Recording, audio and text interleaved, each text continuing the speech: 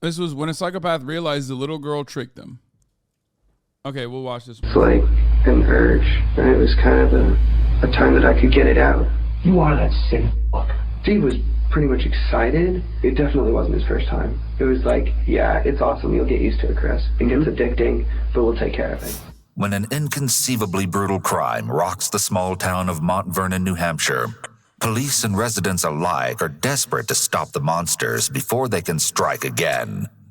But as the haunting case begins to unravel, they soon realize that no one could have prevented the truly evil acts that were about to be set in motion. As it would turn out, a group known as the Disciples of Destruction would stop at nothing to make their twisted dreams of violence, horror, and gore a sick reality. Why they all got the same haircut, bro? What the fuck? They look like your chatters. What? No, they don't. My chatters are handsome. Oh, no. Now I'm going to get in trouble. Yeah, as fuck. You're a chatter. I know. What the fuck? And yet, not everything went according to their plan. The killers soon learned that one of their victims was actually still alive. I'm one of those type of gentlemanly chivalry sort of guys that you don't even hit girls, let alone go out and treat them badly. If the girl's in the hospital, obviously she probably got injured or something. Well, Chris, it's funny you should mention that because I want to let you know she is going to survive. Fortunately. That's good. Yeah, that is real good. Home to around 2,000 people, Mount Vernon is most notable for its quaint and quiet reputation. With little to no crime, it was never expected that the tranquil town... Wrong. It's always fucking places like this that have so much goddamn crime, dude. And like ones that rarely ever get solved too. It's just a sleepy town. Yeah, they with always no crime. But it's always like that. It's always like, oh man, that's crazy. I can't believe this like quaint little fucking town had a gruesome murder. And it's like, no, that's actually, it tracks. It tracks with the statistics. It tracks with the violence rates. If you look at per capita violence rates, like it all tracks. It makes so much sense, as a matter of fact. Town would be the setting of one of the most shocking murder cases that the nation has ever seen. Among the community lived the Cates family, including 42-year-old Kimberly, her husband David, and their daughter, 11-year-old Jamie. They resided among a beautiful neighborhood located on Trow Road, where the growing forestry made for a peaceful stretch of land. Kimberly was a pediatric nurse and David was an engineer. But the most fulfilling job that the two shared was being parents to the bright and outgoing Jamie. They were a happy family, but sadly, they could not have foreseen the horrors that were in their near future. It wasn't uncommon for David to travel on occasional business trips, leaving Kimberly and Jamie at home, but he'd installed an alarm system inside of the house that would contact the local authorities in the unlikely event of an emergency. And to further their peace of mind, Kimberly had also made an agreement with one of their neighbors, promising to keep an eye on each other's property. Although, due to the town's low crime rate, the idea that residents of Trow Road could be targeted victims of crime was never considered. Before David left for his trip on Saturday, October 3rd, 2009, the house's alarm system had unexpectedly malfunctioned, rendering it inoperable. Despite this, the family remained unconcerned. But as David walked out that door for yet another work trip, he couldn't have ever imagined that the world he knew was about to be tragically ripped away from him. This guy's, the narrator's voice is insane, by the way. So much. He talks about this like it absolutely fucking slaps. Like he's just talking about murder, like the most gruesome murder, like this is a fucking Michael Bay production, you know? Yeah. This child was brutally massacred. Another typical weekend for the mother-daughter duo, where they made plans to shop at their local mall the next day and possibly stop by Jamie's karate studio. At least, that's what Kimberly had messaged to David before she and Jamie went to bed around 8:30. Jamie would often sleep in her parents' bedroom while David was gone, and this weekend was no different. From the hotel in Maryland, David messaged his family a good night. Around 4 in the morning on October 4th, 2009, a chilling 911 call was made to a local dispatcher. The voice was that of a little girl, soft and quiet and very hard to hear. But what the dispatcher could make out was the whimpering cries of a terrified child begging for help. Unable to gain a clear understanding of what the little girl had been saying, a police officer was immediately sent to the address of 4 Trow Road. Upon arrival, the officer briefly searched the exterior of the home while waiting for the other squadrons to show. Before he was able to make a full circle of the property, he noticed a slight movement out of the corner of his eye, coming from inside of the house. Inching closer to the home, he peered through a kitchen window, where he located a vague image. Someone appeared to be hiding behind the counter. Locking eyes with the petrified little girl, the officer was overcome with a wave of horror at what was before him. The girl was lying on the floor, her entire body coated in blood, and a portion of her foot had been severed. Someone had maimed the vulnerable child. Breaking down the front door, the officer finally gained entry inside, where he found the little girl, shaking and paralyzed by fear. Horrifyingly, she was attempting to scream and yell. However, nothing was coming out. When she could finally speak, she quickly gave her name, Jamie. The officer immediately carried Jamie outside, where he asked if any other people were in the house. She responded by saying that only her mother was in the bedroom. However, in a heartbreaking plea, she begged him not to leave her side. The officer comforted the young girl, stating that he needed to search the residence for anyone who may be hurt, and promised that she was safe. Just outside, another officer made their way to the petrified Jamie, where they could see that not only had her foot been severed, but she had suffered multiple lacerations to her head, legs, arms, and torso. When asked how she received the injuries, she responded by saying, "Some guy had a knife and another one had a bat and he hit my mom." Horrified, the officer asked if Jamie had any idea of who the perpetrators were, and although she couldn't identify any of her attackers, she recalled that one had been bald. However, she also told the authorities, one of them said, "Get the jewelry." She then told the police that she... Of course. I mean, yeah. Typical of bald people. It's bald activity. Yeah, I'll say it. Don't be afraid to say it. He survived by pretending that she was dead.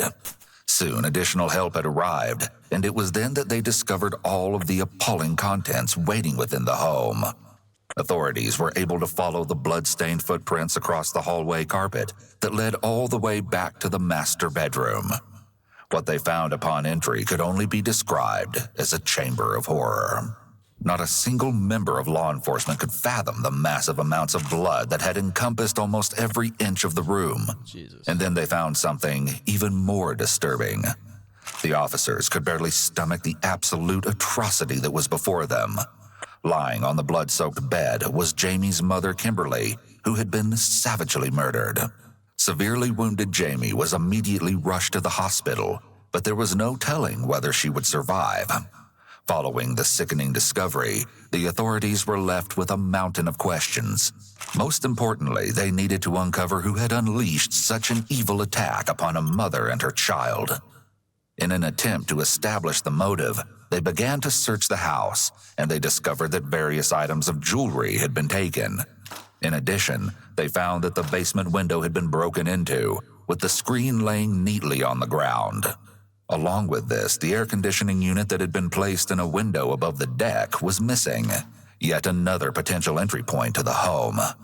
South of the residence, tire tracks could be seen along the dirt pathway, and foot imprints were located within the front yard. As word of the brutal attack spread, the tight-knit community was plagued with fear. But what became even more frightening was the haunting whispers making their way to Mount Vernon from the nearby town of Brookline, only 20 minutes away. Apparently, a resident had been visiting a friend's house on Sunday, October 4th, and was introduced to a pair of young men, also from Brookline.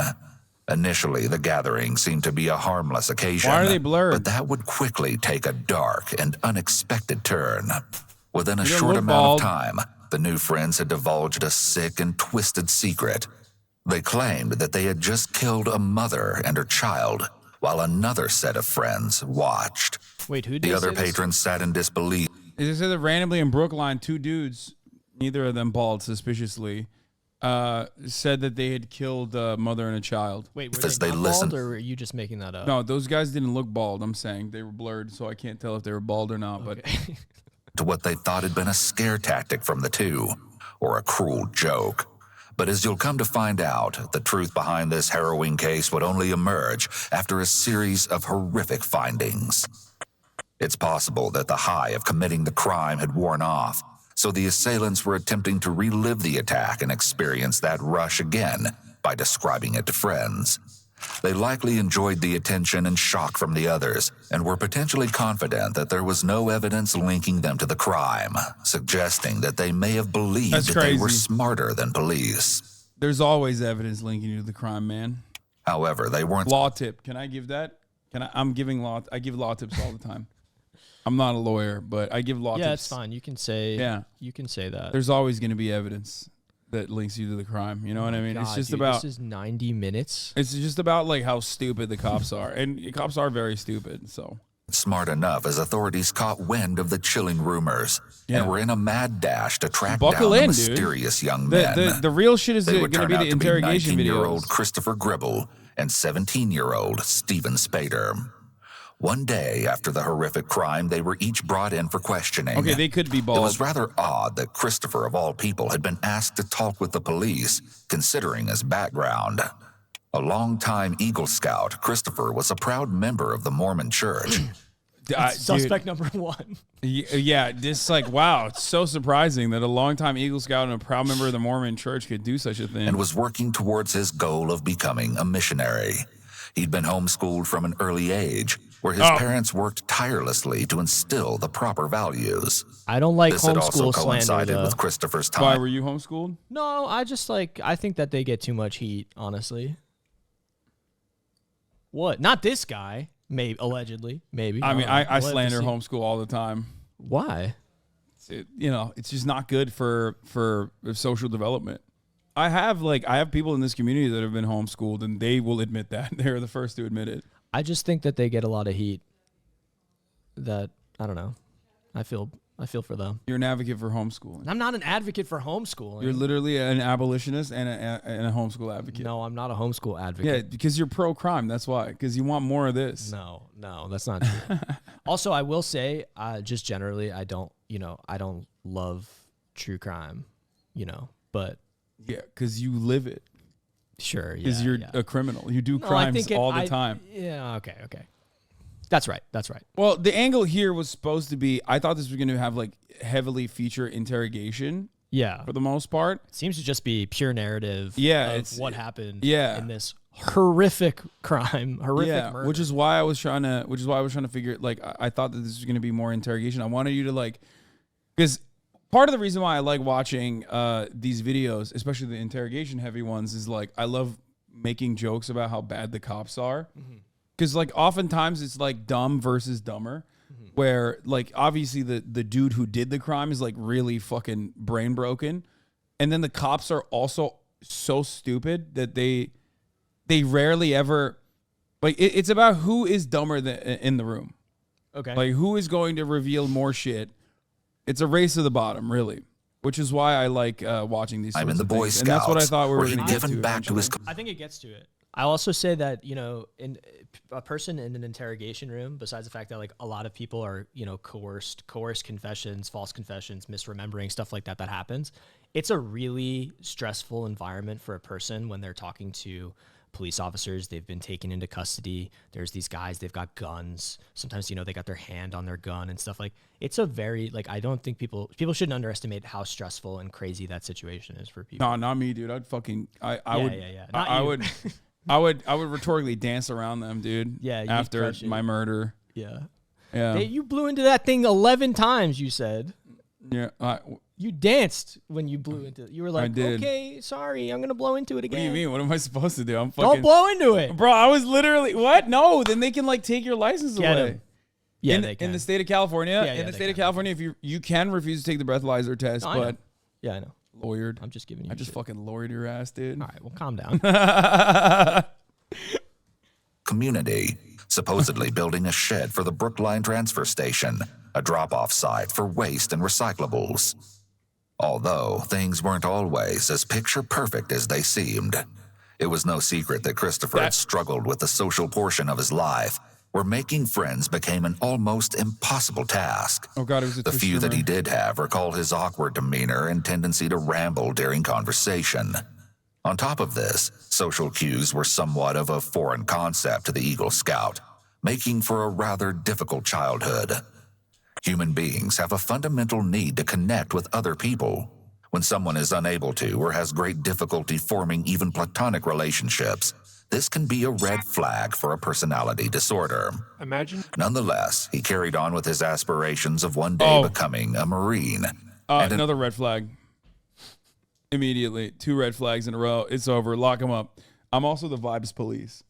That's what I do advocate for. I don't want to abolish police because I want to be the vibes-based police. Okay. Where, like, if I vibe check you and you got bad vibes, you're going to jail. Okay. And that's the entire system? Yeah.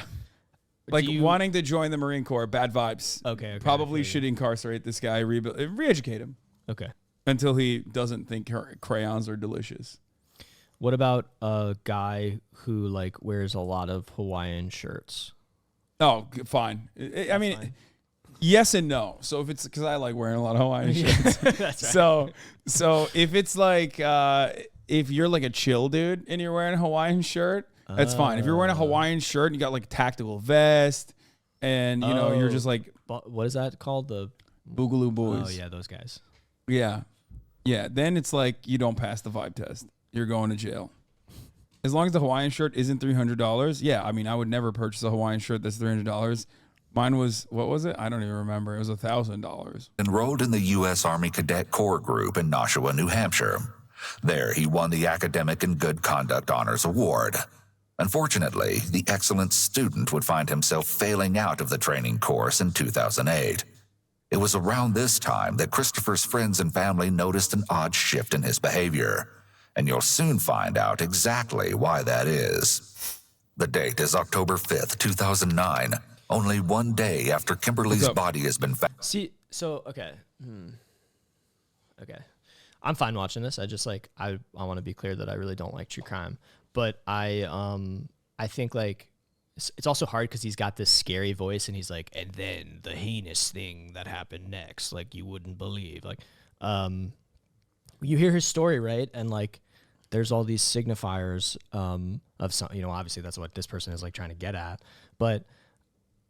like it just kind of, it makes me sad. Do you know what I mean? Like it like I do you know what I'm saying? Like that's also no, I know. Sort of like why I don't like this stuff because there are I don't want people. You're seeing that as multiple points of opportunity for rehabilitation before something severe happens. Yes, exactly, right? exactly. So Society failed this person. Every criminal technically is someone who has been victim to the oppressive constructs they exist under. I do recognize that. Okay. Yeah. Nice. Found. The detective reads Christopher his Miranda rights before jumping right into the much-anticipated interrogation. The following never-before-heard interviews have been analyzed by a qualified team, including a licensed attorney, a licensed clinical psychologist, a former licensed professional counselor, and a licensed professional counselor. What time do you get up Saturday morning? Probably 10-something. Okay. Me and Steve had gone. Why do they put that? The following video is not legal advice. Do not rely on the information in this presentation without speaking to a licensed attorney. I don't know. Is he talking to a lawyer? I don't know. Plan to go around. No, it's a crisis counselor. The pair of friends had supposedly visited a couple of local yard sales, but were unable to find anything worth purchasing. Following the unsuccessful shopping spree, Christopher drove Stephen back home. It's always but this wouldn't always be the last right that they before a see murder. of each other on this day. As you get closer to Saturday evening now, you guys making plans Saturday night, you know, weekend night, you're going to go do something? We were going to just all chill, like at Walmart or something. Mm-hmm. Who do you chill there with? Who you usually hang out with you guys? Me, Steve, Billy. Quinn's a friend of ours, but he couldn't get out that night. Okay. He tried and, you know, he ended up having to stay home. Okay. Is that what you guys actually end up doing? Well, we went over to Walmart. But Chill at Walmart? Bro, some of you very clearly are bicoastal elites, and it shows, okay? Yeah, motherfucker, if you live in a town where like 80% of the town are your fucking relatives and shit, in like a 2,000 person town, yes, you go to the Walmart parking lot and do drugs. There's not really anything else you can do. Yeah. That's how you know. That's how you know it's fucking rural, okay? Also, maybe this is the Ameribu Turkish guy in me, but I do love going to big You love Walmart. grocery stores. Yeah. You love Walmart. I love Walmart, especially their business practices. They're so excellent. Okay. Yeah. No, I mean like I've been very open about this. I've talked about this a lot, but I love the concept of like being able to buy 38 different brands of Oreos, even if I'm not going to eat it. I like it being there. Just for you. Yeah. And for everyone. I think that it does have a very good sedentary effect. Like it creates it sedates the masses. And you like that. Yeah, it's a mechanism of control that I find to be much more peaceful than the alternative, which is enforcement. You should be on board with that. Yeah. Like authoritarian enforcement. Because What's there's your always favorite- going to be What's your favorite Oreo? double stuff. Yeah, but like just double stuff straight up. Yeah. You don't fuck with those mint ones? No. Okay, see, vibes based, going to jail. Like you would be going to jail. I like you're in those. You're it. Yeah, I'm the vibe police. You are absolutely in jail. Oh, I don't You are know. under the Oh, jail. people don't like Keep them. talking about it. You're It's not popular. your jail sentence got I don't 10 care. years longer. I'm gonna eat it. That's insane. No, jail. Billy, I guess, had stuff to do, so he didn't get there till later. Mint is for adults. First of all, no. That's like I chew gum all day. I love mint, okay? I love mint in my tzatziki. I love spearmint. I love all forms of mint.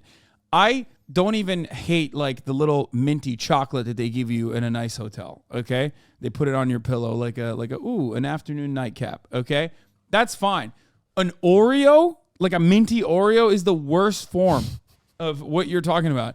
You cannot advocate for mint Oreos and claim that it's for adults. We're talking about a fucking Oreo, dog. I think I agree. Wait, what? I think it's for adults. Oh, So I thought you were going to say you agree with what I'm saying. no. Yeah, no, I really love toothpaste cookies. It's just not for you. No, it's And that's okay. Yeah, it should be Don't for yuck, no one. Don't yuck my yum. No, absolutely. I think that if you like that, jail. Okay. Vibe- You're putting a lot of people in jail. Yeah, You're putting vibe a lot prison. of- okay. That's why I love America. It puts the most people in prison. Okay. When the detective questions Christopher about whether that's actually what they did, Christopher avoids answering the question directly, which is a red flag for possible deception. Oh, He please. may be trying to buy some time to Oh, think they do about a what lot he of should that. say. That's part of the In reason why I addition, wanted he you mentions two new people, 17-year-old Quinn Glover and 18-year-old William They will Mark. always they will look at an interrogation and be like, well, he sneezed here, which means he's guilty of murder. He's very nervous when But- these two cops are yelling at him. But also, well, one, I like to suspend my disbelief for a moment when I watch some of these things to just like go along with it a little bit. But also, they're operating with the knowledge of what happened. Sure. So they're ascribing these like, pseudoscientific body language shit to it's not a cold case. You know what I mean? It's something that has already been concluded. Marks, also known as Billy, who'd been part of a friend group with Christopher and Stephen. That's why they can get Although away with Billy it. and Christopher had only just met a week prior. You and Steve went to Walmart, and then Billy met up with you at some point? Walmart. I think we did. I'm pretty sure it was this Saturday when we did. Okay. Christopher uses a selective memory statement of I think, and then a qualifier of pretty sure. Come Which are on. additional red flags for possible deception. I mean, dude, that's red flag. Yeah, he's just relaying information to them. Are you pretty sure about that? I think this. Red flag. Yeah, I'm pretty red- sure you should go to jail for your Oreo mint take. Okay, there you go. He's describing was only 2 days ago, so it's something he should remember and be It won't go certain up any about. higher. He may realize that if he wants to play it off as though he has a bad memory, then he needs his memory to be poor on days that don't involve crime and murder.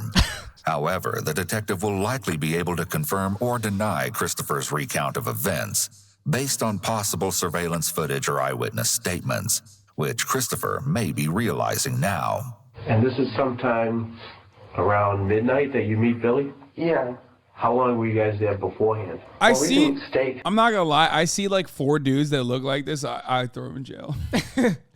Pick those guys up. Yeah, no, I'd be like, nope, that's those guys. Don't know what the crime is. Don't care. Probably did a crime. Throw them in jail. Yeah. Why did they buzz their hair like that? I don't know. It is kind Fucks of up with that. kind of crazy. The Is that just vibes- how they all look? Dude, the vibes are so off, they dude. Are, the vibes are quite The bad. vibes are so fucking off. This is like the MS-13 face tattoo of white dudes, okay? Like someone in the chat said this is the El Salvadoran approach. This is my American, okay, Heartland America approach. I see like You know what? I think I see a gaggle of white teenagers that look like this. I'm like, I don't know about that. You know what? I'd like to go back. I'd like to backtrack on what I said. And you know what? Maybe it's just a group of guys. One of them got a haircut, and the other guy say, "Hey, Steve, I like the way that looks. You look pretty good. I'm gonna go ahead and shave my head." And then all of a sudden, it's just a group of guys with a similar haircut. You know what I mean? It's not that. It's not. It crazy. looks like 3 different dudes that watched Andrew Tate and like went bald because they love Andrew Tate like fucking Aiden Ross. That's what it looks like to me. I think they look good. You're just saying that because I'm gonna buzz your fucking hair tomorrow. No, those guys. Yeah, it's a good look actually, Yeah. and maybe more people will get into it. Yeah, no, I hope not. Completely in Walmart. To be honest, I didn't really put it to memory much. Yeah. I remember we were hanging out, but I don't remember doing much or anything. Someone who's being deceptive They is more keep using likely this to give picture. evasive answers. I mean, it's they not a want to great leave open the Yeah. possibility to change See? their story if Vibes-based. needed, such as if a detective presents evidence that they were actually somewhere different than they said. Why did he take that photo? He was showing somebody his knife. You can't. I mean, I probably have a photo of me like holding a knife at the camera. I'm just saying, like, if you're sending someone a knife photo, don't make that face. You know what I mean?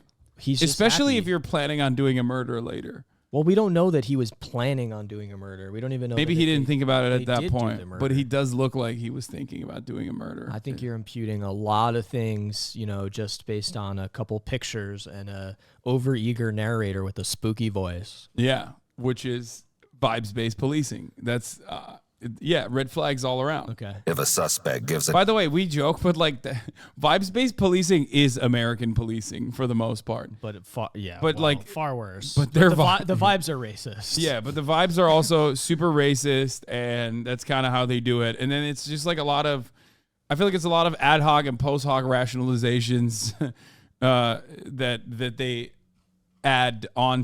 they tack onto to justify the vibes. definite alibi with no room for alterations, then it'll be feel like- much more difficult to adjust the What? story. Nothing. I think after this stream, collectively, the abolitionist community is going to exile me. They're gonna disown you. Well, they Like- probably they already hate me, so welcome. I'm up next.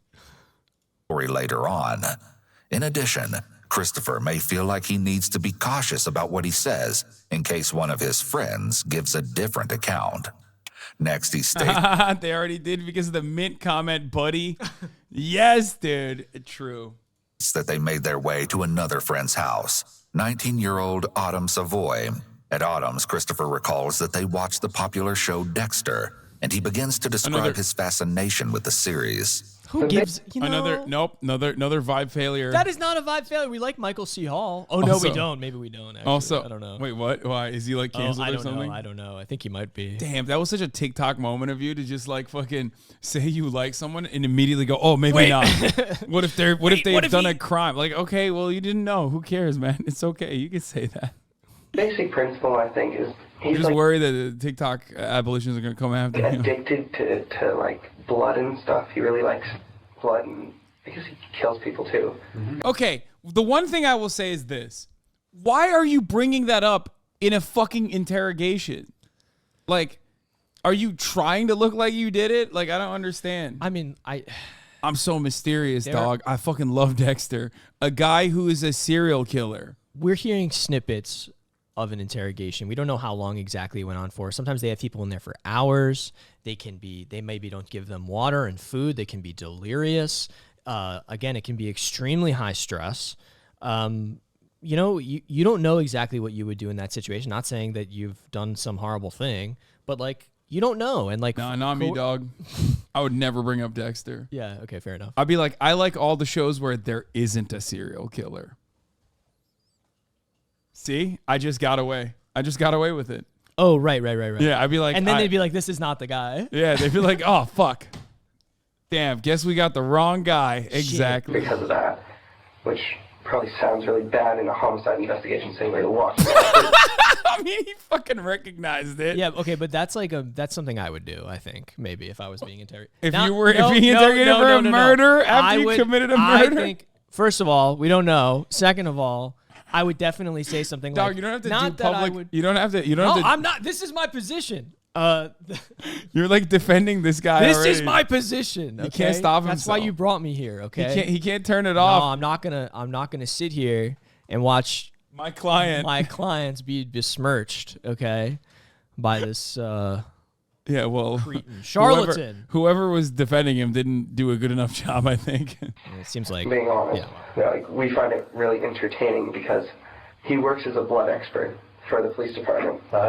And he goes out when he finds people that they either can't get evidence on or somebody who's done something really incredibly evil. Bleach Generally smells murderous, awful. I'm sorry. And he goes out and he kills them in this ritualistic fashion. But it doesn't really like show him killing them or anything. What comes off as somewhat creepy is Christopher's interest in the character and the fact that he's going into such detail about the show. It seems that he doesn't think this will make him look at all suspicious, even continuing to state that they watched several hours of the show before he and Steven slept in his car, which the detectives find to be rather odd. How come you guys didn't sleep in the house? There's only like 2 couches inside. Yeah. And so we just hung out in the car because it holds in heat pretty well. The pair had supposedly left Autumn's place around 7 or 8 in the morning before Christopher drove Steven back to his house. They met again later that afternoon at 1:30 and visited more local yard sales. It turns out that they were in desperate need of money, and, just as their luck would have it, Christopher stated that they were able to purchase a decent amount of jewelry for only $20 from one sale in particular. Dude. What the fuck? Now, we will find out exactly what they did with the newfound merchandise, while getting to meet our additional suspect, Steven. The detective asks similar questions to that of Christopher's interrogation, where Steven gives the same story. I just went downstairs and discovered that someone at the mall, you and somebody else went down there and pawned some jewelry. Is that right? I didn't. My friend did. Chris did. Chris did. You were with Chris and you guys went there. Mm-hmm. Somebody recognizes you as being there. Okay, I was there. Okay. We went down to go pawn some stuff at the jewelers. I don't know why that's illegal. No, it's not. No, you know, part of what we've done, I'm trying to create a timeline of where He's being defensive about pawning a jewelry, which is a real indicator of crime and criminal activity. Absolutely. Yeah, see? Now you're getting into it. That's what I'm talking about. You told us, you know, what was it, 1, 2 o'clock in the morning, you said you were at Walmart on 101A and Amherst. But we're going to go back. We're going to check that. Okay, he says he was here. He was there. Okay? When a suspect acts defensive, such as Steven is doing here, this can be a red flag for deception, but his age may be a factor in his behavior. See, they're The understanding. logical part of the brain, known as the prefrontal cortex, isn't fully developed until around the age of 25. It's actually, and even a few years 40. later for It's men, actually 40. which Wait, can really? No. What the fuck? I was gonna say you're grooming a 37-year-old. If that was the case. partially explain why teenagers and children tend to act based on their emotions rather than thinking things through.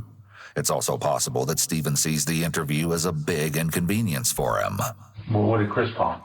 Let me see. He had some new gold necklaces. I didn't really look at it. He told me it was worth money, and I needed money for weed.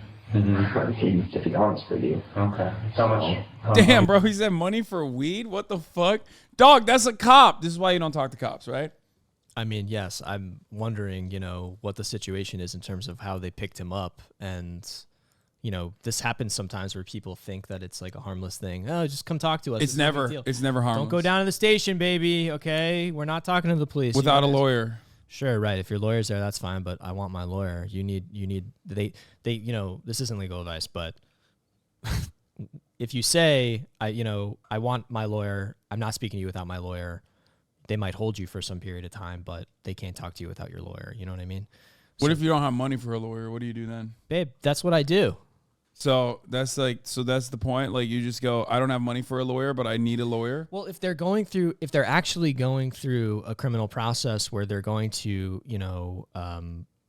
put some charges up against you, then you're going to actually go to court. And if you don't have the money for a lawyer, a public defender is going to be assigned to you, which is me. That's where I come in. If cops are investigating something and they pull you off the street and they bring you in, I know it can be very, very stressful. And it's really hard because people, even if they know this, like intuitively, they didn't do anything wrong and they just want to help. They want to clear their name. They want to clear things innocent. up. The cops don't care.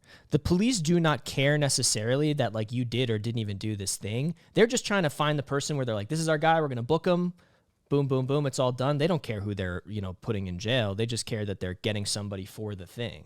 And if you're that guy, great, you're the guy. So don't talk to the cops. Oh, speaking of which, oh, damn it, I didn't bring it. What? Nothing.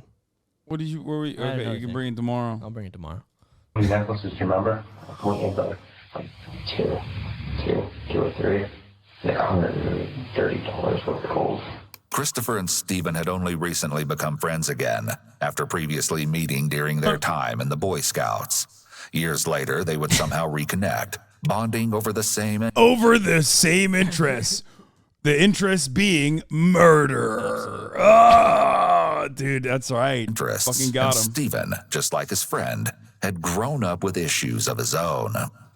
As Stephen's mother was allegedly struggling with addiction during her pregnancy, Stephen tested positive for illegal substances upon his birth, but would go on to beat the odds and was adopted by a loving family at only 5 days old. During his childhood years, Stephen was a picture of happiness, outgoing and personable, given every opportunity in life. He participated in various sports and joined both the Boy Scouts and a theater group, all of which gave him the chance to make friends.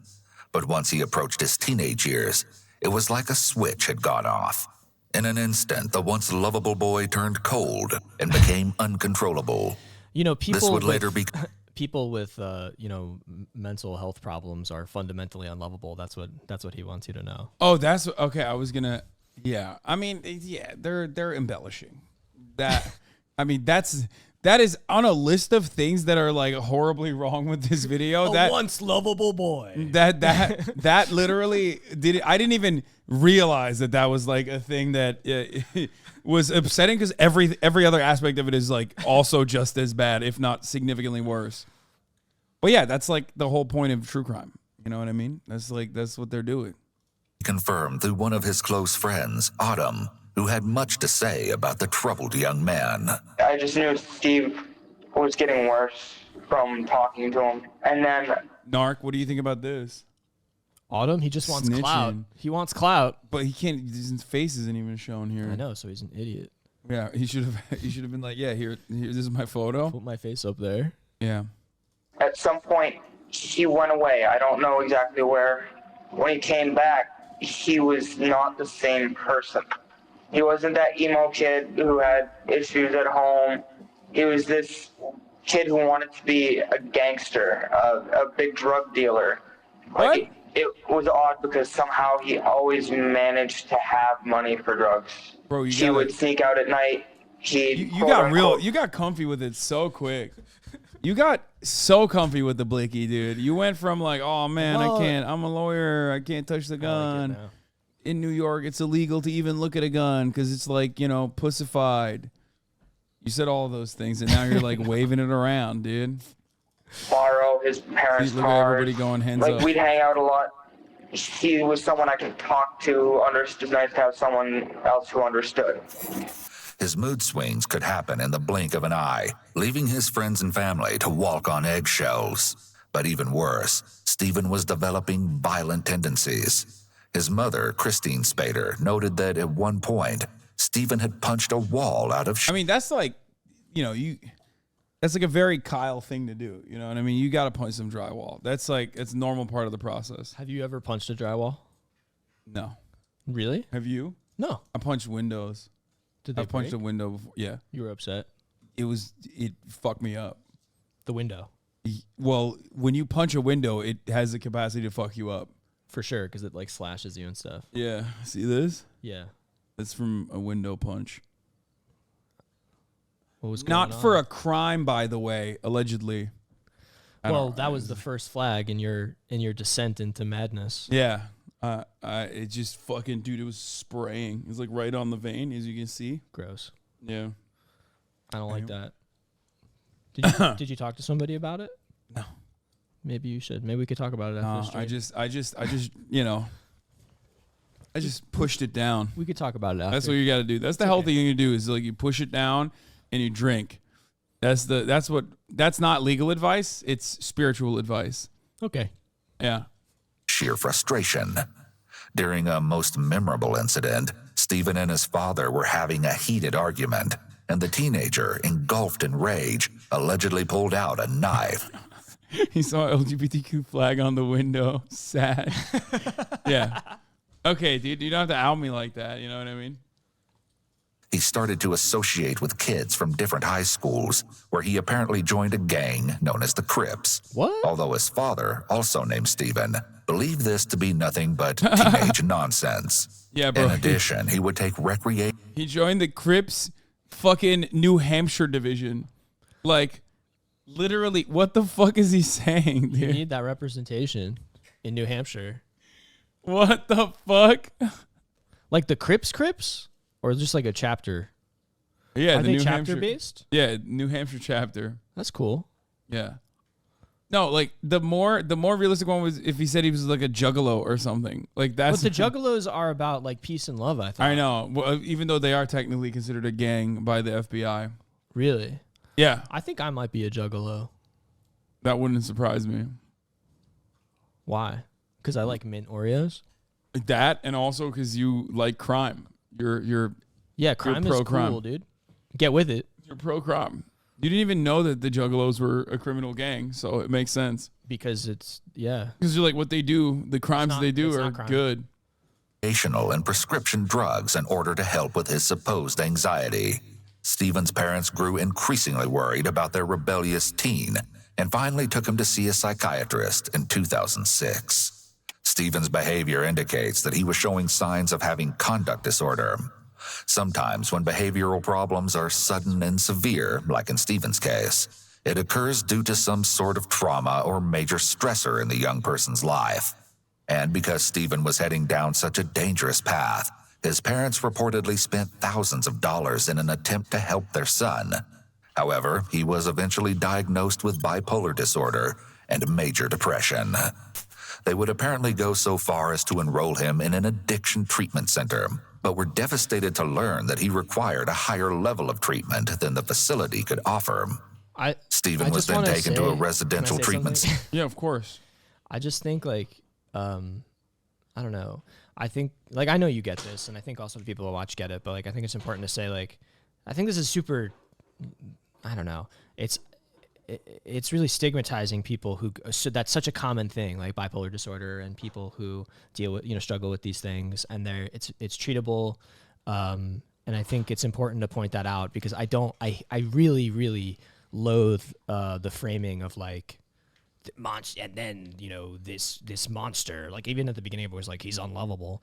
So I don't know. I think that's important. And like, if people are struggling with those things, including like people in my own, like in my life that I know, it's no big deal. Like it's cool, and like they're cool and loved, and I want to say that. A lot of people are not doing murders. Like a lot of people with bipolar or disorder are not. Okay, out whatever, there. man. I said my piece. I just wanted to say it. No, thank you. Well, it's okay. And no, this is a good break away from the content to inform everyone that at the top of the hour there's a 3-minute ad break. Center, but left within a month. Yet another failed resource. It's in here. He even spent a few short days in psychiatric hospitals in 2008 and supposedly ran away with his girlfriend later that year, but was found in New York and returned home within days. It seemed that there was nothing left to try, but the devoted parents would never give up on their child, although not a single thing could have prevented the heinous acts of the monster that was about to be unleashed. Back to the early Sunday morning. There's no way that he could have been in Mount Vernon with He's not there. Chris. Come here a little bit and Really? open No. the window. No. All right, well, I got some more information when I was downstairs. Billy is basically giving it up. This may be an example of the prisoner's dilemma, in which Stephen now faces the decision of whether to confess or to stick with his story. If Billy says nothing and Stephen says nothing, it's possible that there is not enough evidence to tie them to the crime, and they'll face no punishment. However, if Billy has talked and implicated Stephen, it's possible that Stephen could face a harsher punishment if he doesn't give his side of the story. But if Stephen confesses his role and Billy has admitted his part as well, they will likely both be punished. The prisoner's dilemma is such an effective tactic because Stephen is separated from the others. He doesn't know what they're saying or if they've cracked under the pressure. If he knew for sure the others weren't talking, he would feel more confident in keeping his original story. But the seeds of doubt are likely gnawing at him now, leaving him panicking about what to do. I'd like to be let out, or I'd like to hear from a lawyer now. So you guys are going to start accusing me of doing something. Well, I mean, I kind of accused you all along. I'm trying to tell you what I know and what I found out. And if you want an attorney, all you have to say is, I want an attorney. Is that what Should you're I telling pause me? it? Well, this is all voluntary. shit. I don't know why I can't be let out right now. Oh, I want no. to leave. I would like to leave right now. I'm told that you're not leaving. Why? Because they believe there's enough information to place you at the scene of the crime. I fucked this up. And that you're someone that's caused this to happen. Alright. Okay? Okay. Are you asking for an attorney? You're asking to leave, or are you... I'm asking to leave because I think this is bullshit. I came down here voluntarily. Yes. To voluntarily talk to you guys. Now you guys are telling me Wait, that I want Hasan to hear I this. can't leave right now. Is that know and what I found out? And if you want an attorney, all you have to say is, I want an attorney. Is that what you're telling me? Well, this is all voluntarily. I don't know why I can't be let out right now. I want to leave. I would like to leave right now. I'm told that you're not leaving. Why? Because they believe there's enough information to place you at the scene of the crime, and that you're someone that's caused this to happen. Huh? So Okay. he is so he is detained in that situation, right? Because we always are like, oh, am I detained? Am I free to leave? Right? So Yeah, that's actually one lesson from Sovereign Citizens that does make yeah. so, like that Am is I being literally- detained? Yeah, am I being detained? Am I being detained? It's true. I mean, but the cop is fucking saying that in a way that without saying it. Yes. So And he's purposely being like obtuse in the way that he's explaining this to them because to this guy because he's trying to get as much information out of him as possible. And like you would, fight the admission of like anything that he's saying on this tape, obviously, because of how coercive it is. But you notice how he says to him, well, do you want an attorney? Like, are you telling me that you want an attorney? And then he doesn't, like, at that point, really, the cop should stop talking to him, but he's going to keep going because he didn't say, I want an attorney. He said, I'm doing this all voluntarily. And then he says, well, but we can put you at the scene of the crime. Like, he's kind of like talking in circles around him. You know what I mean? Like, it's clear that they want him for this thing, but yeah, it sucks. why is everybody freaking out about Instagram? Like, who cares if it's broken, dude? I don't understand. Yeah, it's not. Oh wait, it was almost. Isn't Instagram just down sometimes? Yeah, I like people are coming. It's one of the strangest things that people do in the chat is like when they have like a personal inconvenience or whatever, they just go crazy and they'll be It's down. That's cool. like, who cares? Are you asking for an attorney? You're asking to leave, or are you... I'm asking to leave because I think this is bullshit. I came down here voluntarily. Yes. To voluntarily talk to you guys. Now you guys are telling me that I can't leave, and I didn't do anything. I want to be let out. Yeah, so... Okay. And I want to smoke a cigarette. Okay.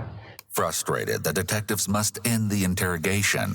It's possible that Stephen refuses to believe his friend has betrayed him, but, as we will later hear from Billy, he was ready to come clean. In the meantime, there are still a few things that Christopher's interrogators would like to cover. And right now, I'm going to tell you that there are some other stories that are being told. You better think long and hard right now about what happened this weekend. Okay. Okay? Let's go back to Saturday night. Alright. What happened after you left your girlfriend's the party that you went to? I was pretty sure I went back home, but I don't believe this guy has a girlfriend. I may have gone out with Steve. The confrontation phase of the interrogation is now underway, but Christopher maintains his original story, although the detectives aren't buying it. What do you know about what happened up there in Mount Vernon? All I know is, like, this morning, like really early this morning, we were looking on the internet, on the Telegraph to see what was going on, and there was something about, there was a lady killed in Mount Vernon, and there's like a young girl that's in stable condition in the hospital. I don't know if it was me or one of Steve's friends or something. Somebody texted one of us or emailed us. I just remember that we heard that the girl was conceivably in the same class as one of our friend's sisters or something. And so I guess she's about 10 years old, which... Hey, it's Mike. Glad to meet you in Tampa, LolOverruled. It's important that people understand that courts have found that an ambiguity in the request for an attorney allows detectives to continue interrogation. For example, courts found that someone asking, "I want my lawyer dog," meant that they were requesting a dog lawyer and not a human lawyer. Wait, really? Yeah. That's awesome. So It's what? got to be clear, and also don't talk to the cops generally. This is not legal advice. Honestly, I hope she's going to be okay, because that's horrible to do something to a little girl. But It's common in the Reed technique for investigators to ask what the suspect This is my favorite stuff. The fucking techniques that they teach in like criminology classes, I guess. Like Read technique. it's literally all just okay. Well, thinks the purpose of the interview is. Individuals who are being honest are more likely to use realistic words to describe the crime, while deceptive individuals may You have no answer for this, bro. It's real science. Yeah. Yeah, exactly. answer vaguely or use soft words like hurt or attack instead of murder. Christopher's use of the word killed here is in line with what a truthful subject might say. However, his reference to the girl in the hospital is vague. This may be an example of how most people who are being deceptive won't answer every question in a deceptive way. People will generally provide a mix of deceptive and truthful behaviors, but there will be more. It does operate very close to astrology. Yeah. Like, you know how it's always like vague and it gives you, you know, sometimes contradictory statements. Like that's what this guy just did, where he's like, yeah, he gave up. He said killed, which is direct. But then he said the girl in the hospital, which is vague. Therefore, it's a mixture, guilty. More deceptive indicators when someone is lying, and more truthful indicators when someone's being honest. This is why it's important for detectives to interpret body language and verbal responses in conjunction with the actual physical evidence. I mean, I know it sounds cold, but it wasn't a huge deal to me. It's pretty funny. Like, look, I watch a lot of this stuff, but I as I always state, it's none of this shit that is actually like, either you're very stupid and you admit it, like you openly fucking admit it, or it's DNA and other like actual, you know, I wouldn't even go so far as to say like eyewitness evidence is like all that great. And I think eyewitnesses are probably the worst. yeah. I mean, just, you know, in terms of like when they're basing things on that testimony because of how quickly people forget things. And I'm sure you know about, you know, like police are kind of like inside of their training, told to say like, oh, he, you know, he's got a gun or like something like that, or like in the context of someone pulling something out of their jacket so that people like hear that. You know? Yeah. And people are motivated to believe that that person has a gun. Yeah. Even if that person clearly did not have a gun. But then they can use the eyewitness testimony to be like, well, everyone was in fear. Yeah. Yeah. Sorry, stop resisting. Yeah. Yeah. Low microphone. Sorry. Although Christopher has not been formally diagnosed with antisocial personality disorder, it's always interesting when people such as psychopaths use language like this, because it shows their awareness of what empathy or lack of is. This is but you, also actually. their ability to be Wait, what? manipulative. Why? Like knowing how to use the language to seem like you're not a psychopath. Yeah, no, that's what psychopaths do, which is why I do it all the time. Assuming that somebody pro-crime, baby. specifically tried to kill them, like, that rubs against my conscience personally. I'm one of those type of gentlemen. Homeschooler fluoride stare. Okay, M. Hud can say it. He was homeschooled. Okay, He can say that's fine. Chivalry sort of guys that you don't even hit girls, let alone go out and treat them badly. Most likely to commit murder. Christopher's statement here may be what is known as a convincing statement. Individuals who are telling the truth don't usually feel the need to prop up their story with convincing statements about what a great person they are, because they know the facts are on their side. On the other hand, individuals who are being deceptive may use these sorts of statements to bolster their image and persuade detectives to believe them. If the girl's in the hospital, obviously she probably got injured or something. Ultimately, there's no winning because, like, if you're super convincing, then they'll say, oh, you're so convinced. Like, you're too convincing.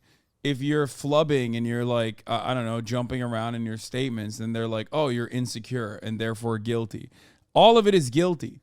But everything leads back to guilty because, I mean, that's kind of the point. If you're in the interrogation room, you're guilty. It's just... You might not actually be, but it doesn't matter. I mean, this is also like, I mean, it's kind of silly, right? It's all like ex post facto, like he's being like, and then he said that, which obviously showed his guilt. And well, the narrator is saying that because he knows that they're guilty. But I'm saying cops also do that. Yeah, but I mean, sure. But I also don't think that I just don't think they care that much a lot of the time. I think they care about making a strong case against somebody. It's not always necessarily the right person. Yeah, and I'm not saying every time something happens, it's like this is the wrong guy, right? But I don't know. But don't you think that like the techniques are just basically to get them to slowly but surely unwind and inevitably reveal certain aspects of their own testimony that is contradicting? Like that's like kind of the point. Sure. All this other shit is just bullshit conjecture. It doesn't matter. It's not real. It's just about in a long enough timeline, you're probably going to admit to certain things, and those certain things are going to be used against you in a court of law. That's basically it. And they just want you to talk for as long as possible, which again is why you don't want to talk to them. Under the worst circumstances possible too, unless you're already, I guess, leaking information, then they give you hamburgers and stuff, right? Isn't that how that works? Yeah, that's right.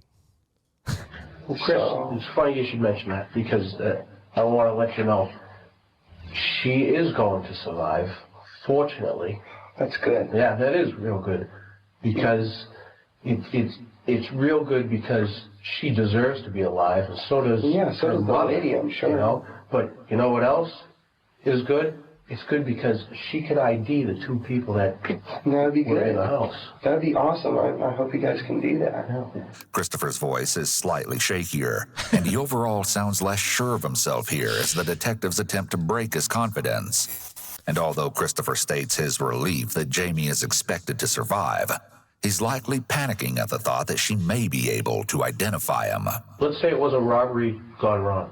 Mom ends up dead. The little girl ends up seriously injured. I only thought cops talk like this in movies, by the way he's talking right now. What do you mean? Like, let's say it was a robbery gone wrong. Mom ends up dead. Like retelling the story. They learn from the movies. Yeah. They want to be a movie cop. Yeah, for sure. Makes sense. People involved in it. They're pretty nasty people. What do you think should happen to those people? Well, they should probably get sent to jail for the rest of their lives. He said probably. Which means he's not sure. Yeah, which means he's guilty. Only a guilty person would say probably go to jail instead of they should definitely go to jail, except double if he had said definitely go to jail, he would be overcompensating for being guilty. Prison. I honestly don't know what's the difference between jail and prison. Although Christopher's response sounds okay at first glance, it's a red flag that he qualified his answer with the word probably. Most truthful individual. Dude, it's like you found your new gig. No, I know. I watched too many of these videos. Are you kidding me? I know what they're gonna say. This would provide a firm response in a situation like this. If the officers had doubt about his involvement before. No, that's a lie. If he had said firmly, then he would have said overcompensating for being the murderer. then they definitely don't any longer. The thing that seems to have led you to me is the car. And why do you think that is? I don't know. After that, we're going to do banana peels, by the way, where this public defender is going to defend some of the worst in this community, the worst offenders. I'm going to defend them all. Yeah, pro bono. And we're going to free Maybe them. a car like that was just seen in the area, and so you're checking out that lead. It's quite possible I was in the area. I could have been driving down that road right when it happened, which kind of scares me. Because what if they'd come out of the house and needed a getaway car and killed me for my car? That kind of makes me nervous. I probably won't drive around there too much anymore. This statement indicates that not only does he know the exact area the police are referring to, but he won't go there again. Only a murderer would not go back to the scene of the crime, except double. Going back to the scene of the crime is an indication that you are the murderer. This may have been a slip-up on his part, as Christopher was likely trying to convince the detectives that not only was he not involved in the crime, but he could have even potentially been the killer's next victim. However, in doing so, he seemingly confirmed that he had been in that area. In addition, asking the suspect to elaborate on their knowledge of the evidence is a common way to get... That, by the way, is what I meant. That's the true purpose of the interrogation, to get him talking for an extended period of time so that he literally places himself in the scene of the crime with a vehicle. Yeah, like that's it. Nothing good can come from talking about the cops, and I'm talking with the cops, and also like I mean, they did. I think they might have done it though. I think they might have. I'm sure. Ultimately, in situations like this, like I said, it's always like DNA or fucking a camera or something that places you in that. Yeah. I'm gonna there. Take everything you say today. I'm gonna be like, no, sorry. Yeah, I'm it's overruling you. Yeah, you're such a fucking lawyer, dog. I will say DNA evidence is notoriously unreliable. What would you say is the most reliable? Me saying your client is that my innocent? client is innocent. Yes. Okay. That good. you could take that to the bank. Yeah. Okay. Good. And that's my reputation. LolOverruled. And that's also what people know when they see me. They're like, I know that guy. We can trust him. Yeah. His clients are innocent. Okay, but like all jokes aside, would you say that video evidence and especially when paired up with like DNA, wouldn't you say that that's like? I think it's like it all goes to the strength of the case, right? And like I've also seen cases where you would think that the video evidence would be like dispositive of exactly what happened. It isn't always. Like if something goes down at like a fast food restaurant and maybe the footage is not so, like it all goes to strength of the case. Like that's all it is. I mean, like sometimes you have tough cases, and when you have a tough case, it's more likely that that person is going to probably accept a plea, because if you the downside or the potential exposure they have going to trial and losing is, massive. Get them talking, and a possible opening for them to make mistakes. Well, let's say you were on that road that night. Assuming I was, that scares me shitless. It should. Because not only does it make me a suspect, obviously, since you're questioning me, but that really scares me, that somebody who is willing to attack, even if they were just trying to get out of the house, a woman and a little girl, of course they're going to attack me for my car.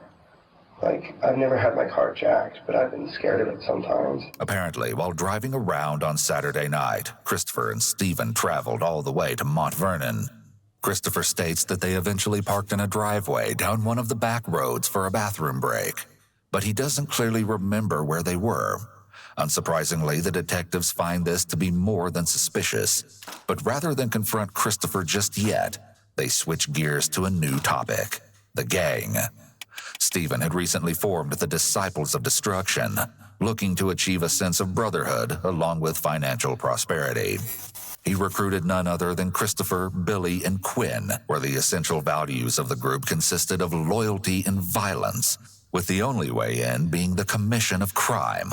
The recruit would invade a house and dispose of anyone who may be inside. Seeing as Christopher was having trouble at home, he wanted more than anything to be part of something where he could freely express himself. Christopher had been accusing his mother of emotional and physical abuse for quite some time, claiming that she would allegedly pin him to the floor and pop acne on his back, spank him, and require him to carry a vacuum around the house. The accusations were never confirmed, but his mother did recall a time where she had spanked the child so hard with a wooden spoon that the utensil broke. She would later admit that she regretted losing her control, but has since denied any of the other allegations, and there is no evidence of them being true. Nonetheless, during his early teenage years, Christopher began to have dark and twisted fantasies about his mother and wished that one day he would carry them out. Confessing his evil thoughts to a counselor at cadet camp, he supposedly stated his thoughts of wanting to cut his mother into pieces and listen to her scream like I screamed. The counselor, horrified at what they'd heard, immediately notified Christopher's parents. They were absolutely shocked at the confession and didn't wait long to bring Christopher in for a psychological evaluation. The psychiatrist concluded that he'd been displaying traits of antisocial personality disorder, but was too young to be formally diagnosed. Despite the blood-curdling fantasies, the teenager was not considered a threat to society, or at least that's what was decided at the time. If these dark and twisted fantasies were expressed as just Christopher's angry thoughts towards his allegedly abusive mother, it would be difficult to have him committed to a psychiatric facility. In addition, inpatient psychiatric hospitalizations are typically limited to days or weeks at most. It's rare for patients to be committed for months at a time unless they have a very severe mental illness.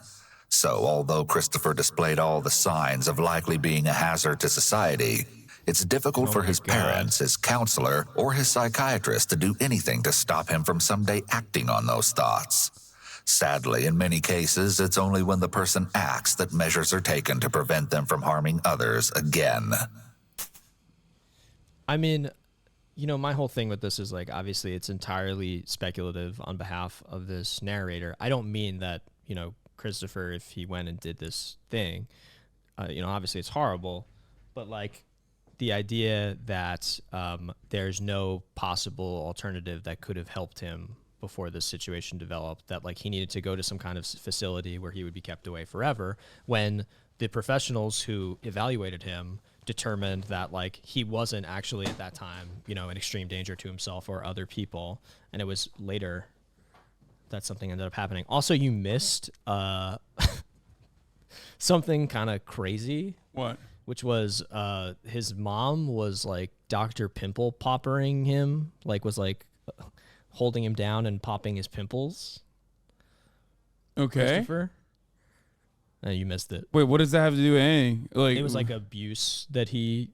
Wait, that's the abusive behavior? behavior? I mean, there were other abuses, but that was kind of the one that stood out to me because it was, you know, kind of gross. Oh, okay. I thought that was, like, legitimately the argument that they were making. No.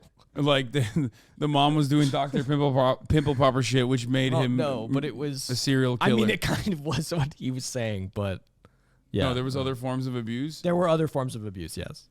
Okay. Seems like that is relevant in this circumstance. And they were angry they were in a, you know, a criminal enterprise, the four of them, to commit crime. Wait, the Crips? I guess, well, I don't know if it was the Crips, no, but the four of them. Just joking. Frustrated, it seems to be of excellent timing when he and Steven had reconnected in 2009. You should have originally said you're not an abolitionist because these videos would cease to exist and you love them.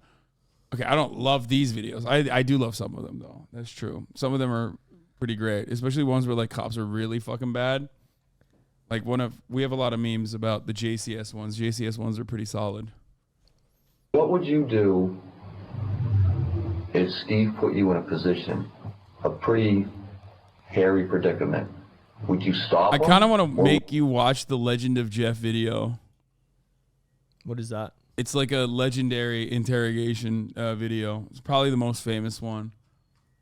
Not even the Can You Do This Steven one, but that one is, like, the best one. Let me see. Where is it? Steven is a class. Are you trying to leave? No, not at all. Oh, okay. I just want to make sure that you're not, I like, just have a lot of text. being held. I'm being detained. You're being detained. This is the Legend of Jeff. We'll keep going with this. I Would want you to follow him I would stop him. and deal with the consequences later. I would definitely stop him, because I don't put up with stuff from anyone to a certain degree. If he's gonna smoke cigarettes and he's almost 18, I don't care. We're not talking smoking cigarettes. So yeah. We're not talking drinking beer if you're underage. No, I'm just using. I'm talking serious stuff. I don't think you really get the big picture. You are here for a reason, okay? Now they're starting to get You want to stern. know what the other guys are talking about? They're not talking about cigarettes. I love the So you better Boston, like Yeah, the they can Massachusetts. lie. They can legally lie to you, right, in interrogation. I mean, they lie. They lie. But it's like allowed by the courts. Yeah, I mean, they can be dishonest with you, and they frequently are dishonest with people. But again, this just all goes to the fact that you shouldn't be talking to them. Not a law tip. Well, not legal advice. Not legal advice ever from me. Only I'm giving legal advice. When I say anything, remember it's definitely legal advice. That's right. It's the legal practice of law. It's financial advice and it's legal advice simultaneously. It's both. It could be anything, but it's always the case. It's a matter of law. start Oh, medical advice too. Yes, that is well. thinking really hard and pull your head out of your behind and start telling us what happened on Saturday night, because it's not looking very good. I'm sorry. The fucking New England accent is so unserious. It's really bad. Like when if someone was telling me anything seriously in that accent, I'd start laughing. Like there's no way I could take that seriously. It's like even an Italian accent has like a level of seriousness to it that this one doesn't. You know what I mean? It's like, also really get your strange. fucking head out of your ass, dude. Like, no, I can't. I used to prank call QVC, like the Home Shopping Network. You're going to jail for that. Maybe. It's criminal. When I was in college and I would use a Boston accent, I'd pretend to be like a dad who just got home from work and his kids had called QVC and ordered a bunch of like things they weren't supposed to order. That's you wasted the time of the QVC people. That's illegal. I think it's great. I was preventing the overconsumption by other people by twisting up the lines. Oh, look at you, disbarred. How about that? Good for you. People are talking Isn't about that a felony? something No. different than what you are I don't telling think us. so. This was Saturday night. This wasn't 3 months ago Saturday night. This was Saturday night. It is Monday right now. There should be no question in your mind what you did. You just told us you don't use drugs. You don't drink. No. You have no reason to have this memory loss. I just don't put anything into long-term memory unless it's in. Let's take a deep breath and think long and That's hard. good. King. That's about good. That's a good what response. happened Saturday night. This is the prisoner's dilemma at play again, this time with Christopher being on the receiving end of it. He likely believes that his selective memory is a safe bet right now, as it leaves the door open for him to suddenly remember something later and adjust his story. However, what he doesn't seem to realize is that having a memory of extremes like this is highly suspicious. With this in mind, the detectives are hoping to back Christopher into a corner. I knew it. But I the knew it. teenager Dude, everything is refuses highly to budge, suspicious, dude. although this won't last for long. Well, I can't tell you anything but what I think I did. What you think you did? Don't tell me what you think you did. Tell me what you did, okay? Be a man and tell me what you did. We got in the car and left. This is the be a man technique. It's very effective. The police is harping on the patriarchal, the toxic masculinity of Chris Gribble to get some kind of confession out of them. Chris Gribble will say, "Oh, that's what being a man is like? Well, I am a man, so I will tell you now." I mean, we don't do anything on Saturday nights. We just drive around. The issue comes down to what was your role in what happened Saturday night? Do you really think we did that? I think you know who did something. It's very suspicious that he answered with a question. An innocent person. Guilty person asking questions. Yeah. I think you know what went on there. I think you have knowledge about what went on there that can help us with our investigation. Christopher's question stands out as a possible indication of deception. Someone who's being truthful is You more like likely that? to adamantly... You like that? I'm nailing it every time. It's just every word that comes out of his mouth.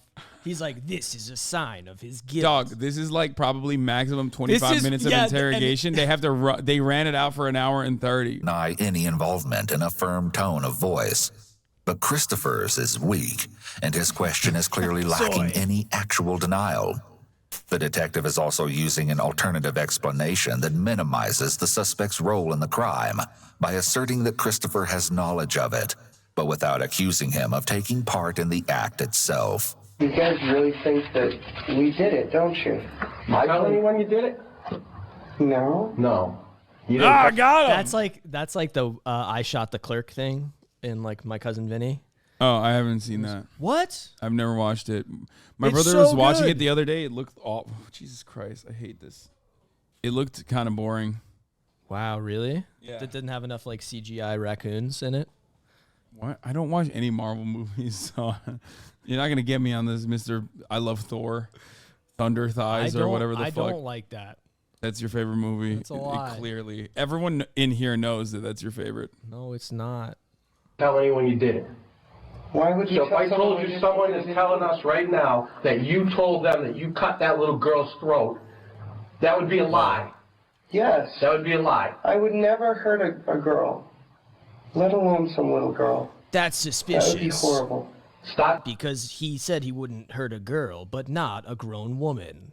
What do you think? You think that's what he's gonna I say? think that's what he's gonna say. Okay, I like this. I don't think that's what he's gonna say. Fuck. I think he's gonna say. I think what he's gonna say is an innocent person would say would not even revel in the details of the gruesome murder. Okay. An innocent person would instead immediately, categorically deny it without getting into the accusations. All right, let's go. The individualization of this crime indicates Chris Gribble as the murderer. Stop telling us, Chris, about why you guys went into that house. Because right now, it isn't a question if, it's a question why. Stop talking, Chris. We were just driving I guess they didn't around. cover that at all. We both fucked up. Me and Steve. You and Steve, and what happened next? We drove around. We stopped maybe and took a break to pee, and then we got back in the car and drove around more. See, here's the thing, Chris. You feel like you're giving us just enough to explain away what you think we might know, or things that we might have. And you're thinking that that's going to be enough where later on you can say, well, I told you that. Well, I said that. Well, I can explain that. You do not know all that we know. No, Rest I'm telling you assured. what I know. That's so bad. I'm sorry, but like that. You don't know how much we know. Like, is that a good way to try to fucking get more information on him? At least lie. You can lie to him. I mean, it's just like vague enough. He should just say like, "No, your fucking homies have told us everything." Isn't that what cops? Yeah, that's what cops do, right? Sometimes they do say that. Yeah. Yeah. Rest assured, you do not know all that we know. During the interrogation, one of the detectives has been stepping out of the room to retrieve information from the other interviews that are taking place with Billy, Quinn, Stephen, and Autumn. And little does Christopher know, his friends weren't as willing to conceal the truth. It's okay to tell the truth. It is okay to say what happened, to tell the truth. Because society is going to draw its own version of this whole thing. They already have. You read the paper. You read the Telegraph. It's just a paragraph online. Okay, if that's all you read, fine. But I bet in that one paragraph, you can sum up what the reporter's attitude about the whole thing is. There's some animal out there hacking people up, killing people in their own home in the middle of the night. That's an animal. That's a killer. Well, yeah. That's someone that needs to be killed themselves. Oh shit. A guy like you, come on. You're not cruising yard sales on a weekend. Come Sure on. I do. No, you're not. That jewelry is going to be traced back to that house. And we're going to check the records of anything else you've pawned off. Because you even said they take your name, your license number, all that information. How much of that other jewelry and those other goods that you pawned off are going to come back to other burglaries? It was just that. Simple burglaries. I've You never sneak robbed in. anyone. The most I've done is I was like 9 years old. I tried to take a thing of Pokemon stickers from a KD Toys. Stop minimizing. Stop. We're not talking smoking when you're under 18. We're not talking stealing We've all Pokemon done stickers. it. Look, We're we've all talking done it. murder. I don't do that. You may not have, but someone in that house did. And you were there. I was never in You any house. were there. Investigators again pose the alternate theory that gives the appearance of minimizing the severity of the crime. Oh my God. This is meant in part to keep the suspect talking and eventually willing to admit to something, and eventually the truth of their role in the crime. Nonetheless, Christopher refuses to waver on his original story, invoking that as an Eagle Scout, murder is not a core value. Chris, let me ask you this. You ever been to the Nashua River? That mean anything to you? I don't know which river the Nashua River is. You don't know? Hell yeah, Eagle Scouts. Been to river lately? I don't know. It's That not mean not anything to lately. you? No. I don't know. No? You haven't been by a river lately? Unless you keep driving over one or... Stop minimizing. Stop dancing around the issue. John has asked you a very specific question. Have you been to a river lately? Yes or no? Fine, yes, I've been to the river. See how easy that parked was? next to the hatch. When was this? I don't know. 2 nights ago? He stole Maybe Pokemon yesterday cards. Well, we went and got Where'd you go to the river for, Chris? What'd you go by the river for? I parked. What'd you next to throw the in the river, Chris? Whoa. What did you throw in the river? What was thrown in the river, Chris? He I does didn't sound like throw Jerry anything in the Seinfeld. river. Well, from Boston. What was thrown in the river? I didn't ask. This is called the pestering technique, where a cop keeps repeating the same question over and over and over again. And pointing his gun at his head. Okay, that would be very effective. If you did, what was thrown in the river? Nothing. Nothing. I didn't throw anything in the You're river. lying, Chris. I don't know. You're lying. We have evidence. This is called the you're lying technique. Also very effective. You're lying. You're You know what lying. happens to people who slice little girls in prison? You know what happens to them? Oh, Do you this is know? another. No, I've never been to prison. Yeah? Well, you know what? You're going to find out. Then arrest me. My God, what were you Damn. thinking? He ate him up. What were you right thinking there. when you were hatching away at her? Okay, you're a little too much Hacking on the away side at of her. this guy. Here in a Somebody's screen. got to be. We were smiling. You were smiling, weren't Dude, you? you were such a fucking are a attorney. sick- Thank you. You were are such sick a animal that went in there fucking. with the sole purpose carrying that shit. Because the other guys might have thought it was just a burglary. They're just going to skim a little jewelry, go make a little cash, be done with it. But you went in there with another plan. You went in there to kill. You liked it. That rush. that Okay, this adrenaline rush. literally. Okay, this guy watched too much fucking police. This is what I'm telling you. No, the cop here is literally fucking this up. Like I mean, maybe he he's not. thinks he's in a fucking movie. Like he is straight up behaving like he is the lead in a cop drama. Yeah. Yeah, I bet you were smiling from ear to fucking ear, dude. It's the hyper real, you know? Like these things, the copy of the copy of the copy, and Yeah, but it's not. But this is ridiculous. You liked it. Till the lights came on. Reality hit. You saw the damage you had done. The detectives have shifted from placing the blame on Stephen to making Christopher the actual ringleader. They've tried playing him as the victim who simply followed along, but since that tactic didn't work, their next option is to evoke anger or guilt in hopes that he will tell the truth. It's possible that the Pokemon investigators believe that he's the psychopathic mastermind, and that calling him out on it would appeal to his nature. Trying to paint him as a follower if he is the leader would, after all, be an insult to him. If you were given that opportunity, would you offer an apology to that little girl oh man. for what happened to her and her mother? Would you? If I had done it, yes.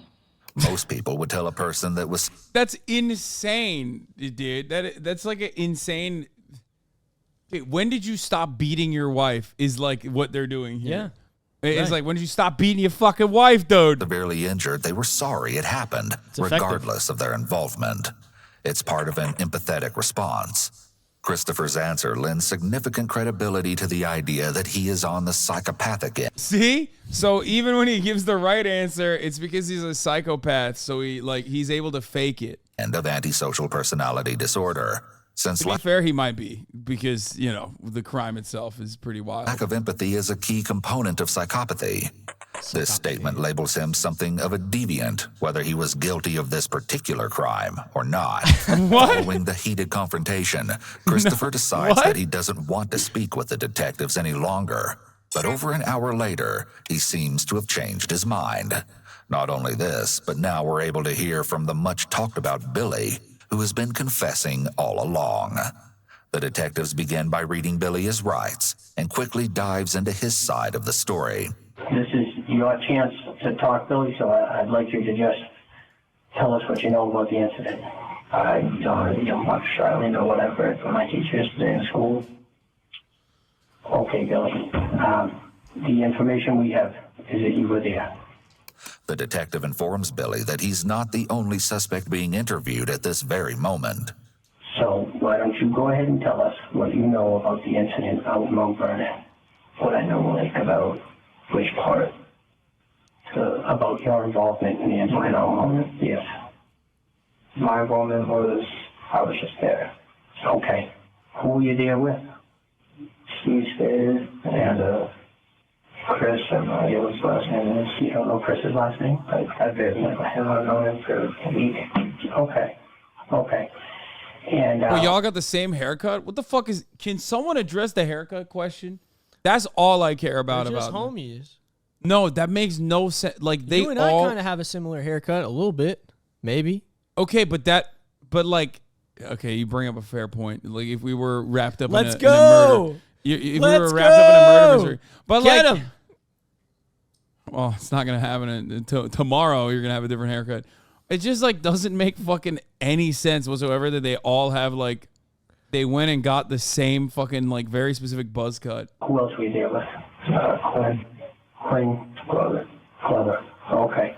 Billy is minimizing his involvement. Oh, yeah, they were talking about, sorry, you missed that. The Disciples of Violence was apparently their gang, allegedly, that they were in. Damn, they got the nerdiest fucking gang name, dude. They're just dude... See, this is what happens. You should have just gotten really invested in, I don't know, D&D or something instead of whatever this is.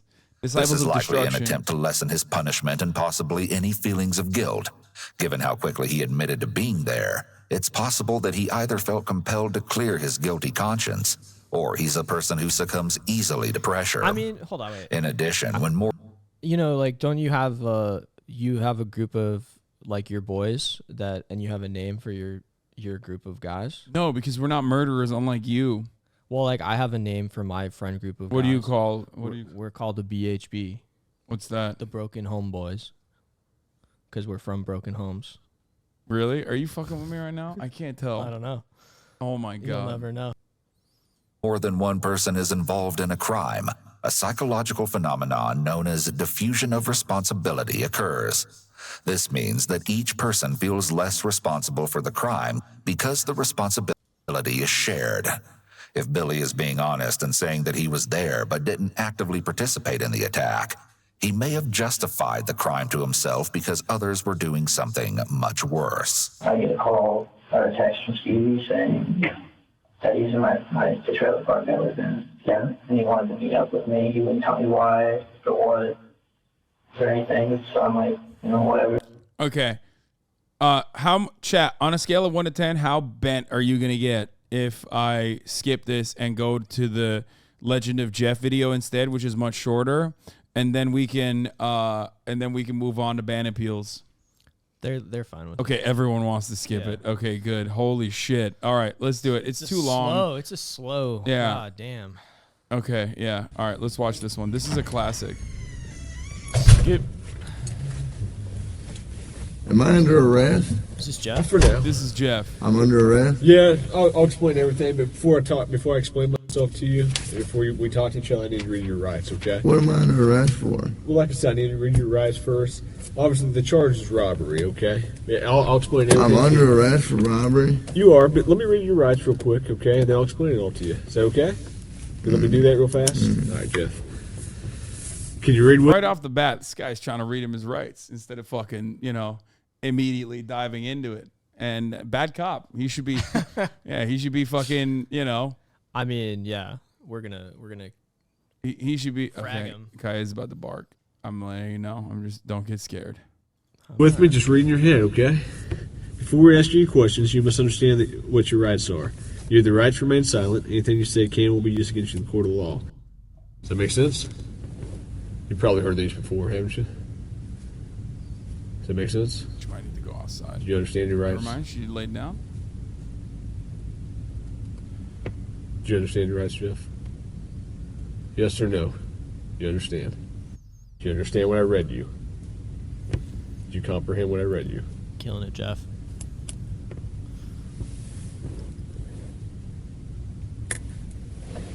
Jeff, I'm just here to talk to you and figure out what happened and move you on out of here, at least some of it. So do you understand the rights I read to you?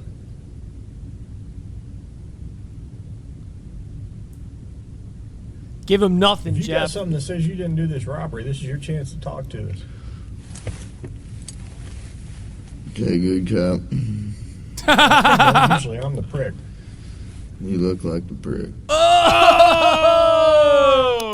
This is Jeff. This is where the Jeff is a comes from. heroin addict and has been for the last 14 years. He is 6'5", weighs 153 pounds, and has now found himself in the unfortunate circumstance Lightweight. of being charged with armed robbery. This is in the state of Georgia, so if found guilty, they will render him the minimum term of 10 years without parole, up to the maximum term of life in prison. Jeff has been through the Insane. system. Okay, just before we get into the video, it's insane that that's the. Oh my god, dude. Yeah, that's a lot. That's a lot of fucking time. Yup. Yeah, they should just melt him into biomatter. Save the state some money, and then you can use him as fuel. You can use his human remains as fuel instead. That's what we're gonna be. I don't like moving that. towards in America. I think eventually. Multiple times over, and he will know that if indeed found guilty, his sentence will be considerably longer than the minimum 10 years due to his previous convictions. Predicate. Jeff, do you understand your rights? Yes or no? I'm not asking if you want to talk to me at this point. I just wondered, do you understand what I read to you? So am I under arrest? Yes, you're under arrest.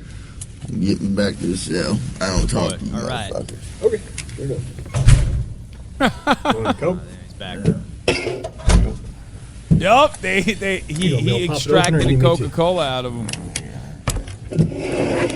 Jeff has become somewhat of a cult figure in the domain of interrogation footage. His recognition seems to have grown through his own popularity, as opposed to the notoriety of his crimes like most others. Conveying the exact reasoning behind this can be tricky, as the interest in this character will no doubt vary by the individual. Yet we found the most collective reason can be explained through a single pop culture reference: the anti-hero. While the concept is The timeless, Joker. the actual term was created through the realm of modern cinema. There's a diverse number of characters passing through the decades that fit the criteria. Yet perhaps the most textbook example could be the protagonist from the 2003 feature Bad Santa, a middle-aged man simply known as Willie. This is a character that lies, cheats, steals, swears at children, drinks an inconceivable amount of alcohol, and is generally See? extremely He's drunk unpleasant to every single person Excellent he comes form. across. Excellent form right there. Who's here, Jimmy? This is so weird. Santa. Fucking right. Let's tell him what you want for Christmas. I'm on my fucking lunch break, okay? On paper, this is an extremely unlikable individual, yet for some reason, we root for him while following his story. Anti-heroes are flawed, as are we. Their moral complexity mirrors our own, and just like us, they are learning and growing as they move along the path of life. Their mistakes make us think of our mistakes, and perhaps the reason we root for their redemption is the reflection of ourselves rooting for our own. So you might be curious about the contrast between the anti-hero and the villain. One we embrace and relate to, while the other we despise and detach from. Both are driven by selfish motivations, yet our emotional response differs between them. The reason for this, while not necessarily obvious, is a relatively simple formula. The anti-hero must have a glimmer of humanity alongside a noticeable vulnerability. This is what allows the Hell viewer yeah. to truly connect with the character. It allows us to forgive them when they are unethical, but admire them when they are noble. It allows them to be angry, cowardly, and greedy, but also cheerful, brave, and empathetic. Who the fuck is Thurman? Is that you? Is your name Thurman? Yeah. Thurman Merman? Yeah. Hands up in chat. Jesus. With relation to Jeff, while many of us can't relate to the feeling of being addicted to heroin for well over a decade, we can certainly understand the feeling of sadness. While we may not be able to put ourselves directly in the shoes of an addict, we can somewhat relate to the adversity that comes with it, not to mention the incredible magnitude of the situation he is going through in this video. How he responds to this very moment is quite literally the precursor to his entire future. He is at a crossroad moment in life, where on one side is the possibility of hope, and on the other side is the outright guarantee of despair. The long-term path he goes down will be the consequences of the short-term choices he makes, all of which have to be judged and decided on while going through the early stages of heroin withdrawal. I need methadone. You need methadone? Yeah, you guys Okay. give me that methadone or what? I don't have any. Do you have medication for it, or I mean a prescription for it? Or? No. What do you need methadone for? Cause I'm a fucking junkie and you guys, I can't get no methadone. I'm gonna go through withdrawal here in a minute. Where do you usually get your methadone from? I don't get it. I get heroin. So methadone is a medication. Oh my god. This is my grandma made this here. Oh wow. Thank the you. last Diet Coke I have. Thank you. This is amazing. What is this? Pastırmalı börek. It's a börek. Turkish. There's cheese and a meat in it, like a type of meat. It smells great. Yeah. God bless you. I was just talking about methadone and that it's a real problem. Yeah. Cheers. Cheers. Oh my Oh, god. it's so good. Hell yeah. Pastırma is like a dried meat that's like spiced for preservation on the outside. Mm-hmm. That's why getting like a little bit of a spicy taste, aftertaste. It's so good. I love your grandma. Yeah. My brother and his girlfriend are here too. The whole family's here. Wait, hold on. But just the methadone thing. Oh yeah. It's just that it's a medication that people need when they're going through withdrawal. It's also something that people use so that they can get off of heroin. And a lot of jails and prisons provide it to people. And I don't think a lot of people know that necessarily, that it's not like it's a medication that people need. Same with Suboxone, yeah. So I don't know, it's just something to he's talking about, he's not getting methadone. Imagine like basically not getting medication. So he's probably in tremendous pain right now. Just something to think about. Yeah. Thanks for that, Hasan. No, what I was gonna say is fun fact, but not so fun. Isn't Suboxone the one that's also the one that was created by Purdue? Yeah. Yeah. So they created the problem with OxyContin, and then they created the solution, which is, Right. And I think also even not getting too back into it, but these bad actors who do these things, the Sackler family, creating the entire opioid crisis, basically, who are never held accountable in any sincere way. Stuff like that. And when I was in law school, I went to a fancy law school, and where'd you go? I don't want to say. Oh, really? Well, it's not public? It's I went to Columbia, but it's not a big flex, dude. Why'd you flex like that? Wow.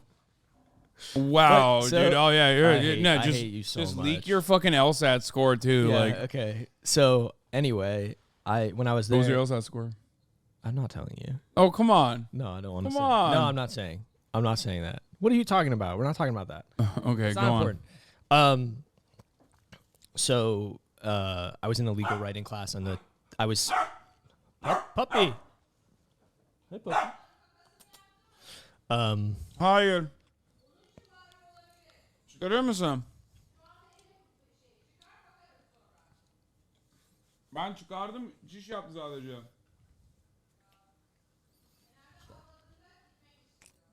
My mom thinks she needs to poop. That's why she's barking, and she's probably right. Okay. Go on. Anyway, I was in a legal writing class, and they had just done this big expose about the Sacklers, and I was saying how, I thought it was unethical to be a lawyer who represented, people like the Sacklers. Like, I thought it was an ethical choice that people could make and determine who they're representing. And the professor for this writing class was the personal family attorney of the Sacklers. So you can imagine how that went. It was not great. It's pretty funny. She was very nice, Sometimes people doing bad things are interpersonally very nice. And I know it's complicated. The funny thing about doing public defense work is sometimes people are like, yeah, see, like, you agree everybody deserves a defense, just like I think DuPont Chemical deserves a defense when they poison a town. And it's like, I think you can make choices about the people you represent and how they represent them, and the power structures you choose to support,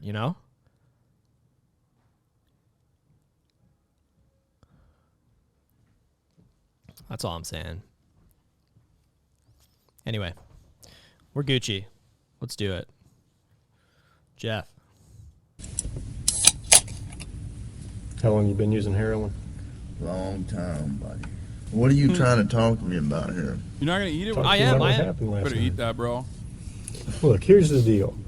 Either you're in a bad set of circumstances, or you went and committed an armed robbery last night. Yeah, right? I'm in a shitty, wrong place at wrong time, obviously. I didn't commit no fucking armed robbery. All right, then let's talk about this. Let's I don't talk to the police, man. I think it's in your best interest to. How? Man. I don't talk to the police. Here, okay. I've been through the system, buddy. I know how it works. By the way, okay, you might disagree with this. This is not a JCS thing, but one thing I've seen in all of my years of watching interrogation videos is the more comfortable the person is in handcuffs, the more likely they've been through the fucking system. This dude will literally just like sit there in the interrogation room. Is he handcuffed right now? Yes. Yeah, he's just sitting there like it's totally normal. And as someone who has been handcuffed, let me tell you something. It is an incredibly fucking uncomfortable situation. If you're like not used to it, he's hella fucking casual about it. Yeah. That's how you know someone's been run through a little bit. Yeah, and I think that's sad. Yeah. I know you have. You're not my friend. I'm not your friend. Like he's like using his hands, even though he's handcuffed when speaking. Like that other guy that we watched like a while back, if you remember. Trying to fucking get me, or I'm not trying to get you. All you're trying to get is some fucking stupid ass fucking confession, and you're not gonna get one. Jeff, I'm not gonna get a confession out of you for nothing. Exactly, because I didn't do nothing. I'm not trying to get a confession out of you. Okay, I'm gonna tell you, I didn't commit no armed robbery, and y'all ain't got no fucking evidence saying I did. Let me go. All you did is find me sitting in my buddy's house because my fucking buddy's dog's going ape shit. I go outside, there are cops everywhere. And they spotlight me. They say, come here. I say, what's up? They search me. They ain't find nothing. What's up? Let me read this. No. Yes. Because I'm not going to sign it. You don't have to sign it. But let me read it for you. Okay? I'm not signing nothing. You don't have to sign it. Why are you reading it then? You already read it to me earlier. I know we did, but I'm going to read it to you again. Thanks for the coat. You're welcome. Before we ask any questions, you must understand what your rights are. If you cannot afford a lawyer and want one,